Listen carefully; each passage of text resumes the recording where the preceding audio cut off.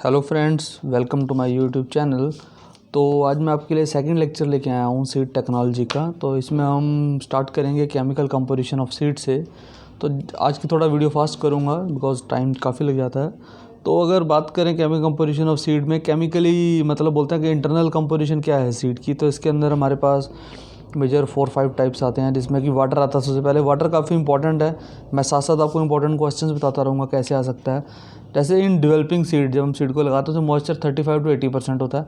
During maturity it come to 18 to 35%। Important है ये कितना परसेंट होता है। प्रोसेस सीड में 10 to 13। तो you need to remember this range, आपको रेंज याद रखनी है। अगर वो प्रोसेस सीड की बात करता तो हो सकता है आपको क्वेश्चन में 12% दे दे या 11% एक ऑप्शन हो, एक हो आपके पास मान लो 9, 12, 15, 18। तो आपको उसमें से जो है 11 जो है that is right answer, right.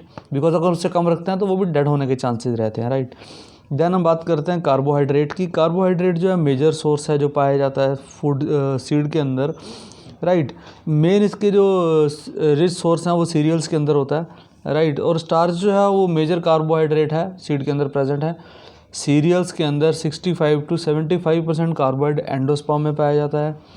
Legume में 60 to 65%। और देखिए इंपॉर्टेंट है, सीरियल्स के अंदर एंडोस्पर्म में स्टोर होता है, लेग्यूम में कोटिलेडन। तो ये इंपॉर्टेंट है, कोटिलेडन में पूछा था लेग्यूम में स्टार्च इज स्टोर्ड इन या कार्बोहाइड्रेट इज प्रेजेंट इन, तो cotyledon is the right answer. Next बात करते हैं फैट एंड ऑयल की। इन ऑयल सीड एनर्जी जो है वो फैट की फॉर्म में जो है स्टोर होती है, right. Fatty acid in seed are unsaturated. अब ये इंपॉर्टेंट है, इसमें 3 तरह के जो एसिड प्रेजेंट होते हैं, ऑलिन, लिनोलिक एंड लिनोलेनिक एसिड। ये 3 जो है वो फैट जो हमारे पास प्रेजेंट होते हैं। तो ये याद रखना, हमें तीनों में से ऑप्शंस में आ सकता है।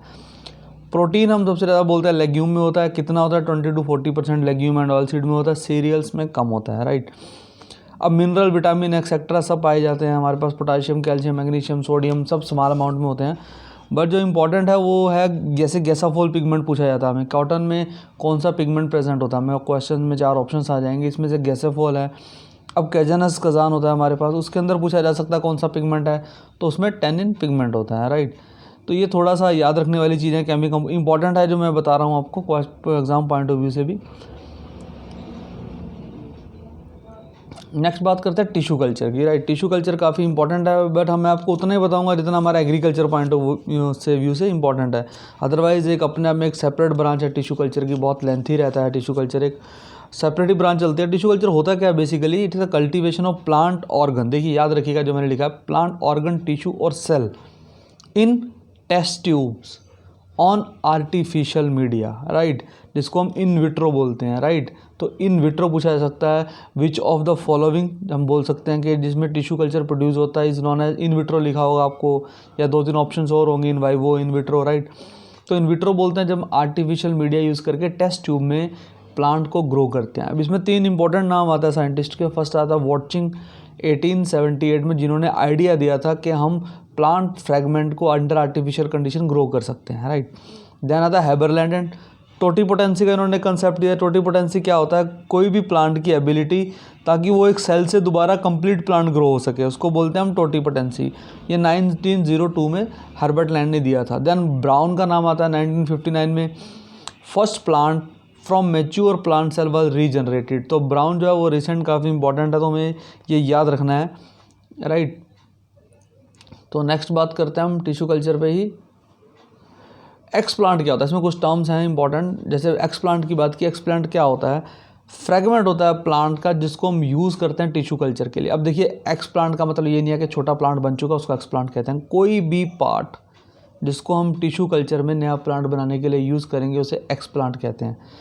अब इंपॉर्टेंट आता है कौन कौन से पार्ट यूज़ करते हो, कोई भी आप सबसे इंपॉर्टेंट याद रखने वाली चीज़ ये है, आप किस प्लांट को ग्रो कर सकते हो जिसमें सेल डिवाइड हो रहे होंगे, मल्टीप्लाई होंगे, डिफ्रेंशिएट होंगे, आप उसी को यूज़ कर सकते हो। तो कहाँ कहाँ डिफ्रेंशिएशन होती है, सीड में हो रही होती है, सीडलिंग में हो रही होती है, शूट का एपिक्स पार्ट जो होता है जो ग्रो हो रहा होता है वहाँ पे कर सकते हैं, स्टेम एपिक्स होता है, लीफ जो है आप जानते हो लीफ ब्रॉडर होते रहते हैं, बढ़ते रहते हैं, तो लीफ का पार्ट कर सकते हो। बर्ड्स हो गया, बर्ड इंक्रीज होती है, ovule, pollen grain, they are all active parts हैं जहाँ पे सेल डिवीजन जो है वो कंटिन्यूसली होती रहती है, राइट। तो उन्हीं को आप यूज़ कर सकते हो for to prepare a new plant, right.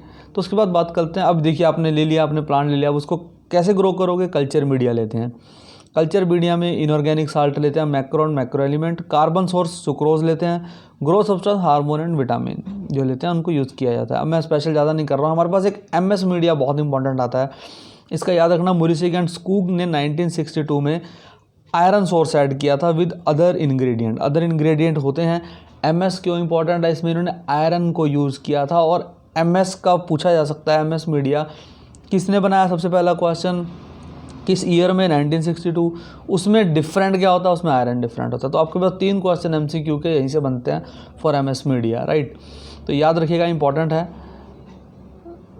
Next आता है, मैं ज़्यादा नहीं इसको खींचता हूँ, तो मेरे पास इंपॉर्टेंट क्वेश्चन जो है पॉइंट हैं, इसको मैंने लेंथ इसलिए नहीं बनाया क्योंकि नेक्स्ट टॉपिक अलग रहेगा, उसको अलग से पूरा टाइम चाहिए, तो मैंने बीच में इसको हाफ नहीं किया, उसको सेपरेट ही बनाऊंगा। तो इंपॉर्टेंट क्वेश्चन एंड पॉइंट क्या है, ठीक है। सीड एक्ट जो है हमारे इनेक्टेड किया गया था 1966 में, ये इंपॉर्टेंट है। एक हमारे पास 2 मैगजीन आती हैं सीड से related, seed research and seed technology news. इसको पब्लिश करता है Indian society of seed technology, जिसको बनाया गया था 1971 में। देन आता है हमारे पास मैरोगोनी किसे बोलते हैं, देखिए कई बार पूछ लेते हैं मैरोगोनी क्या होता है, उसमें एंड्रोजेनेसिस को बोलते हैं, राइट। एंड्रोजेनेसिस फिनोमिना होता है, उसको मैरोगोनी बोलते हैं, जो कि टबैको में प्रेजेंट है, राइट। अब जीनिया और मेटाजीनिया इफेक्ट आपने सुना होगा। अगर immediate effect of pollen grain का फ्रूट और सीड पे आए तो जीनिया बोलते हैं। अगर टिश्यू पे आए और एंडोस्पर्म में, अदर देन एंडोस्पर्म में जो भी टिश्यू होगा उस पे आए तो उसको मेटाजीनिया बोलते हैं। ये मेज में फाइंड आउट किया गया था, डिफरेंट कलर के सीड आ जाते हैं बीच में, इसको मेटाजीनिया बोलते हैं। अब आता है oxygen and carbon dioxide ratio for food storage. देखिए ये काफ़ी इंपॉर्टेंट है। अगर आपको फूड स्टोर करना है तो वहाँ पे हाई ऑक्सीजन होनी चाहिए या कार्बन डाइऑक्साइड होनी चाहिए। देखिए थोड़ा समझिएगा, अगर ऑक्सीजन ज़्यादा है, राइट, तो रेस्पिरेशन ज़्यादा होगी। आप जानते हो O2 जो है वो रेस्पिरेशन इंक्रीज़ करता है, रेस्पिरेशन ज़्यादा होगी तो जो उसकी एक्टिविटी है सीड की वो ज़्यादा होगी और सीड जो है वो जल्दी स्पॉयल हो जाएगा। तो आपको यहाँ पे लो रखना है ऑक्सीजन CO2 रेशो, और कार्बन डाइऑक्साइड की अमाउंट ज़्यादा करके आप उसको लॉन्ग टर्म के लिए स्टोर कर सकते हो।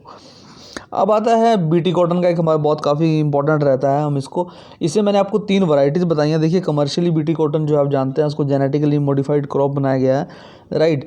इसमें 3 इम्प्रूव्ड वैरायटी आती है, मैक 12, मैक 162, मैक 184। ये आपको तीनों याद रखने हैं, इंपॉर्टेंट है, राइट। तो ये आपको थोड़े से मैंने 6-7 इंपॉर्टेंट पॉइंट इसलिए बताए हैं कि ये इनमें से डायरेक्टली क्वेश्चन आने के चांसेस रहते हैं। जैसे जीनिया का फोकी 8081 है आपके पास, स्विंगल का 1926 है और सीड एक्ट 1966 है। ये डायरेक्टली क्वेश्चन आने के चांसेस रहते हैं, तो थोड़ा सा इनको याद रखने की कोशिश कीजिएगा। और अगर आपने चैनल सब्सक्राइब नहीं किया तो सब्सक्राइब करिएगा, मैं आपके लिए नई नई वीडियो बनाता रहूँगा। अभी मैं थोड़ा सा डिले हो जाता हूँ एग्जाम बनाने में प्रेजेंटेशन, बट मैं जल्दी करूँगा थोड़ा सा। तो अगर आपका कोई क्वेश्चन है, इसके बिना कोई क्वेरीज है तो डेफिनेटली कमेंट करके बताइएगा, तो I try to answer that as soon as possible. तो टेक केयर।